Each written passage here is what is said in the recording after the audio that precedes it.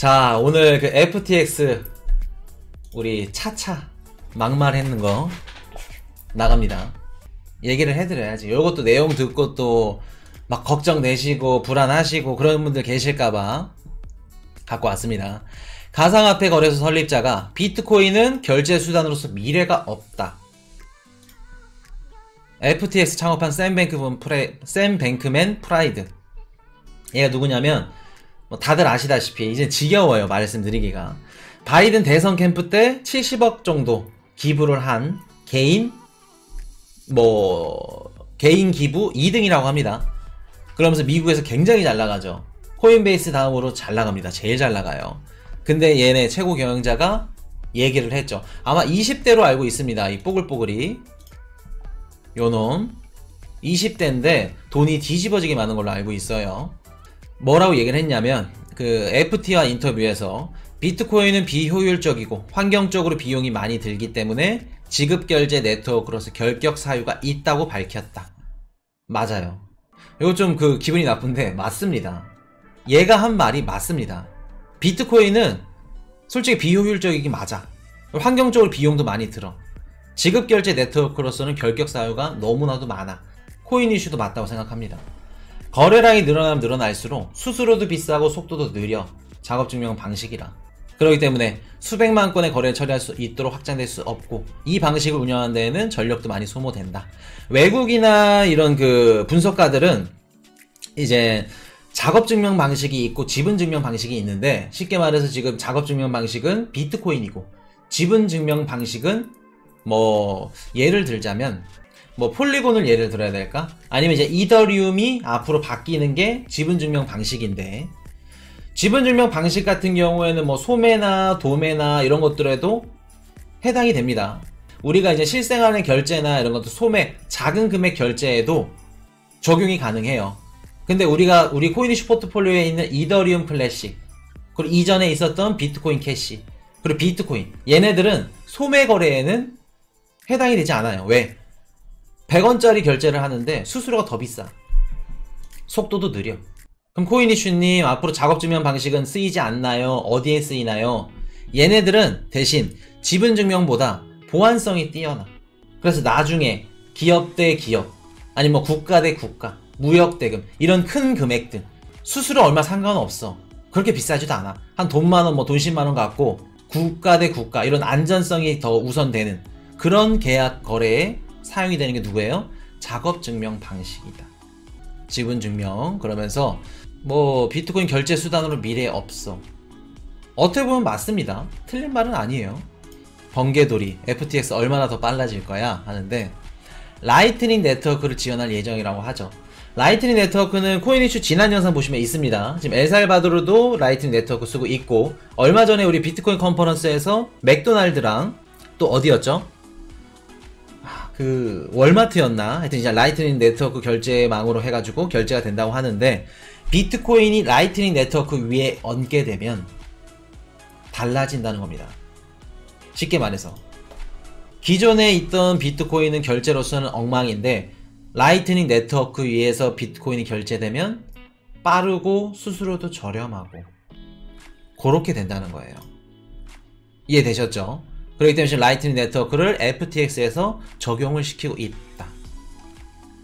라이트닝 네트워크 요거 코인으로 나오거나 관련된 거 나오면 그때는 이제 눈 부릅뜨고, 아시죠? 시그널 드릴게요. 요거 지금 라이트닝 네트워크라 해서 업비트의 라이트닝 그거 아닙니다. 이름 같은 거예요. 또 업비트 가가지고 야 이거 가자 해놓고 막 담고 그러시면 안 된다는 거 말씀을 드리고, 머리도 막 뽀글뽀글하고 마음에 안 들어. 근데 어떻게 보면은 좀 맞는 말이기도 해. 근데 잘못된 생각이다. 비트코인은 결제 수단이다. 여기서 다른 기사에서는 결제 수단보다는 가치 수단, 저장 수단으로서 잠재성이 있다. 요것도 맞는 말이야.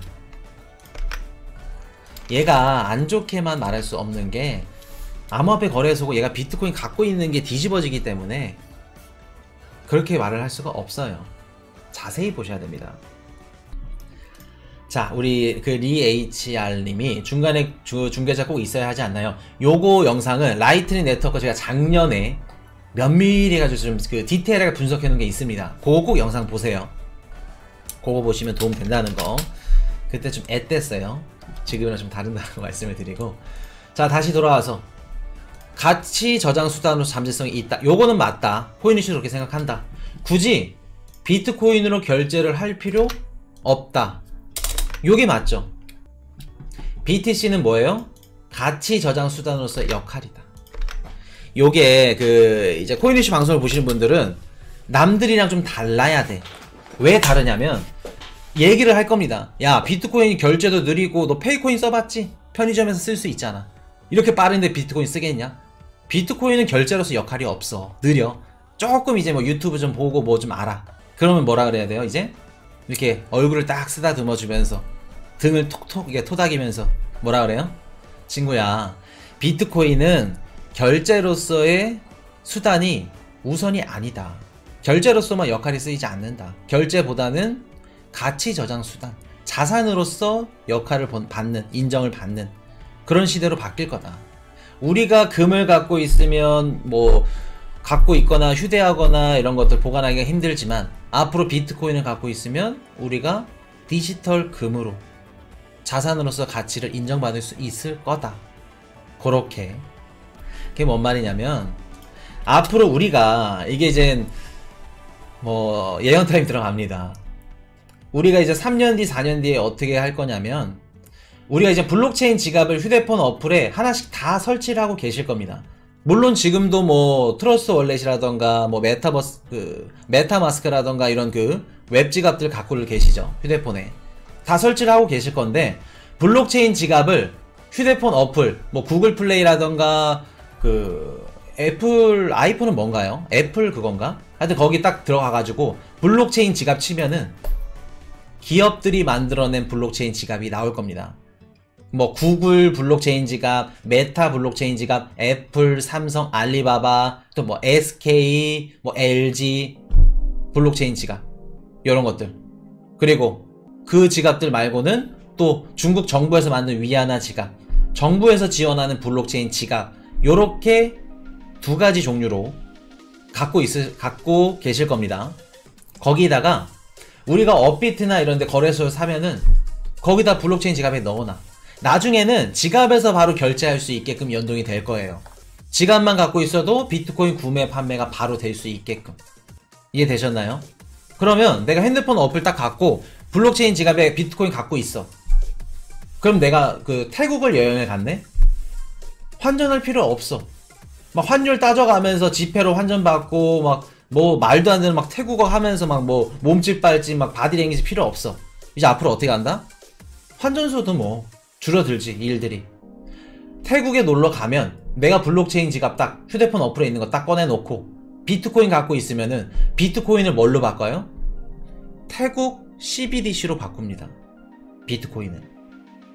비트코인을 태국 CBDC로 바꿔서 태국 CBDC로 현지에서 결제를 하는 거예요. 이해되셨나요? 핸드폰 제조사에 만들면 안 되나요? 전자지갑. 맞죠. 구글 이제 우리가 그 삼성폰을 사면 삼성 블록체인 지갑이 깔려서 나올 겁니다. 거기서 바로 이렇게 사용하게끔. 그리고 또 애플에서 나오면은 뭐 구글 이렇게 블록체인 지갑이 깔리던가 아니면 애플 페이 이렇게 연동되는 지갑이 깔리던가. 이해되셨나요? 이렇기 때문에 중국이 지금 아프리카 휴대폰 그 모바일 시장을 점유하고 있는 이유 중에 하나입니다. 지금 아프리카인들 거의 10명 중 8명, 9명이 중국의 중저가, 최저가, 거의 뭐 공짜폰 요런 것들 쓰고 있어요. 나중에 어떻게 하려고 그래요? 중국이? 아프리카 국민들이 블록체인이라던가 그 화폐, 앞으로 이제 디지털 화폐, 돈을 어디다 보관해요? 중국 핸드폰에서 아예 설치 때부터 깔려져 나온 디지털 위안화를 거기 심는 겁니다. 디지털 위안화 지갑에 디지털 위안화를 줘놓고 쓸 수 있게끔. 그래서 중국이 무서운 거예요. 휴대폰 시장이 무서운 거고. 자, 그럼 다시 돌아와서 한국인이야 내가. 한국에서 쓰려고 그래. 비트코인 구글폰에 그 삼성 블록체인 지갑 삼성 블록체인 지갑에 있는 비트코인을 뭘로 바꿔요? 한국 CBDC 디지털 원화로 바꿔서 내가 시장 가서 야채도 사 먹고 떡볶이도 사 먹고 결제하는데 지금처럼 신용카드 현금 내지 않고 그냥 휴대폰 딱 대고 블록체인 지갑에 있는 디지털 원화가 소모되는 겁니다. 이해되셨죠? 내가 미국을 갔어. 비트코인 어떻게 해요? 애플 블록체인 지갑에 있는 비트코인을 디지털 달러로 바꿔. 인도 가면 디지털 루피, 러시아 가면 디지털 루블, 일본 가면 디지털 에나. CBDC로 바꾸는 겁니다. 각국 CBDC로 바꿔가지고 어떻게 해요? CBDC로 생활용품도 사고 밥도 먹고 여자친구랑 데이트도 하고 식사 비용도 결제하고 모든 생활에 소모되는 비용, 화폐 결제가 뭘로 돼요? CBDC로 된다는 겁니다. 떡볶이 먹고 싶어요? 그러시면 안 됩니다. 떡볶이 먹고 싶어요 하시죠. 떡볶이 배달의 민족 뭘로 결제해요? CBDC로 결제하는 겁니다. 이제 이렇기 때문에 코인 이슈가 CBDC 나오면 비트코인 더 크게 확장될 겁니다. 비트코인 오를 겁니다. 작년에 CBDC 나오면 비트코인 안 오른대, 죽는데 CBDC가 하는 역할을 비트코인이랑 겹친대. 카드사 곡소리 나겠죠. 그래서 지금 마스터카드라던가 우리 전세계 또 뒤집어지는 카드 회사들 현대카드 뭐 이런 애들 다 블록체인 연동해가지고 카드에 블록체인을 담아서 결제할 수 있게끔 인정하는 겁니다. 뒤처질 수 없으니까. 이해되셨죠? 요런 애들이 다 땅 따먹게 하는 거예요. 지네도 먹을 수 있게끔. 그러면 우리가 굳이 비트코인으로 결제할 필요 없다는 겁니다. 비트코인을 뭘로 바꿔요? CBDC로 바꿔서. 어차피 매개체 중간에. 그러면 비트코인이 뭘로 되는 거예요? 디지털 금. 자산으로 인정이 되고 화폐로 인정이 되는 거다. 우리가 비트코인을 블록체인 지갑에 담아서 쓸 수밖에 없는 거. 이유. 법정화폐가 불안정한 국가에 진출하는 기업들 비트코인 받을 수밖에 없다. 왜? 맥도날드가 러시아에 진출을 해. 지금 러시아 우크라이나 막 전쟁 터졌어. 하루가 다르게 그 루브라 가치가 미친듯이 떨어져. 그럼 맥도날드 입장에서 햄버거를 막 100개 1000개 많이 팔아도 루브라 가치가 떨어지면 영업이익이에요? 손실이에요? 손실이죠. 그리고 터키에 CGV가 진출한대. 터키 리라화 가치가 계속해서 떨어져. 터키 국민들 리라화로 CGV 영화 보겠죠. 그럼 CGV 그 터키에 진출한 CGV는 리라화로 받으면 영업이익이 줄어들겠죠. 화폐 가치가 떨어지면은 돈 버는 의미가 없어. 그럼 이런 국가들, 이런 그 다른 나라에 진출한 기업들 뭘로 받아야 될까? 결제를 다양하게 받으면 버틸 수 있겠죠. 그 나라에서. 자, 해당 국가 CBDC 받게 되면 손해 발생할 수 있습니다. 만약에 내가 그 맥도날드인데 러시아에 진출을 해. 근데 러시아 CBDC로 받는데 루브라랑 연동이 됐대. 그럼 루브라 가치가 빠지게 되면 또 CBDC도 그때 돼서는 또 서로 이렇게 환율도 뭐 이렇게 뭐라 그럴까 스왑을 하던가 정확히 이렇게 되겠죠. 그럼 그때 돼서도 국가 CBDC로 받게 돼도 손해가 발생할 수 있다는 겁니다. 그러면 기업들 입장에서 또 추가로 뭐를 받아야 돼요? 이렇기 때문에 요거 두 가지가 중요한 겁니다. 첫 번째 스테이블 코인, 그리고 두 번째 비트코인. 내가 스테이블 코인으로 받아. 달러랑 연동된 패깅된 스테이블 코인이야. 그러면 CGV 입장에서 맥도날드 입장에서 안전하죠. 달러니까. 달러 받는 거랑 똑같습니다. 아니면 CBDC를 받으면 해당 국가 CBDC 말고 디지털 달러로 받아. 안전하죠. 거기다가 스테이블 코인, 달러 패깅된 코인 요거 받아. 안전합니다. 그럴 땐 스테이블 코인 관련 기업들 앞으로 점유율 늘어나고 성장할 거다. 크게 말씀을 드리는 거고, CBDC 관련된 기업들도. 자, 그러면 여기다 비트코인까지. 비트코인 갖고 있으면 희소성이 있기 때문에 자산으로서 역할을 해. 가격 계속해서 올라갈 수 있는 확률이 높아. 디지털 달러, 스테이블 코인, 비트코인 이런 거 받는 겁니다.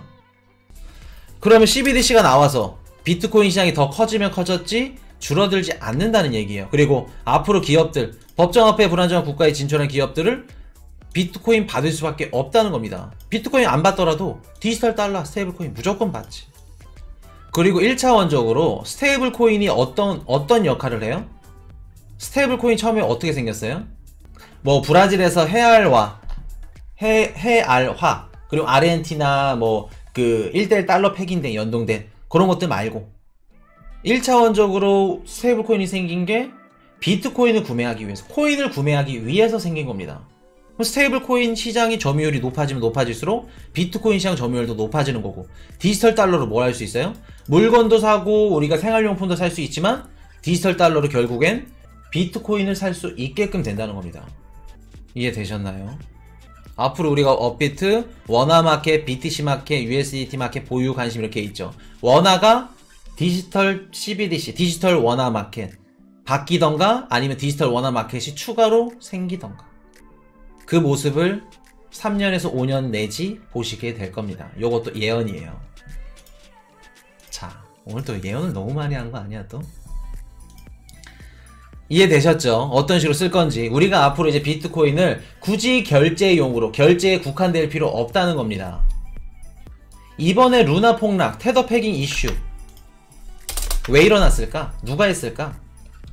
아까 제일 큰 수혜를 얻은 애들, USDC, 뭐 BUSD 이런 애들이죠. 금융권 애들. USDC면 골드만삭스, 서클사, 미국 금융권 애들이고, BUSD면 암호화폐 거래소 걔네, 바이낸스 걔네들이 거고, 비트코인 시장을 가져가겠다는 겁니다.